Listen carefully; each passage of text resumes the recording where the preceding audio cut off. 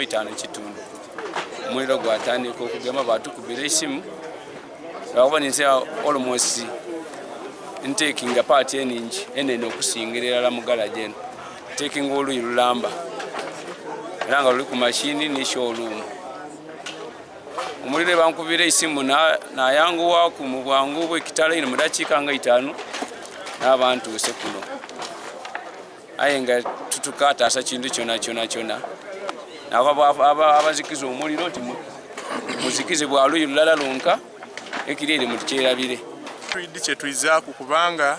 ebintu ebyayire ni capital na buli kintu ni family kwe ditambulira, so tuli awo twidi kyetulikwizaaku ebintu byaife byayire tuzirawe tutandikira nifo tulisa abaana nganze abaana bampa kubandekera bamulekwa wano wembaire ntole ekyokulya kyendisa abaana nkomyero okuba nti ndagaire nga mashini yange esirire wirewo nijembaire ningirire kuyonka nga nendeze abaana okusoma buli kimu kyona kale buti nkomye gavumenti enamba mashini zi liri mu milioni nga 2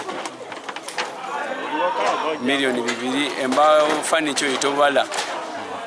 ninze nga kamwaka ogera nabaire n'endigi 30 nga diri ku finishing dona dayiriremu aye nga na kanso yona ekola emirimu batwigulire ku ebikulu kuba emirundi egisinga fire brigade leader aye obuzibu bwagenda bwe twanditaasiza mukola ki mu kiseera ekitono kuba fire brigade leader yatuuka ekiseera ng'empiira tidusobola kukola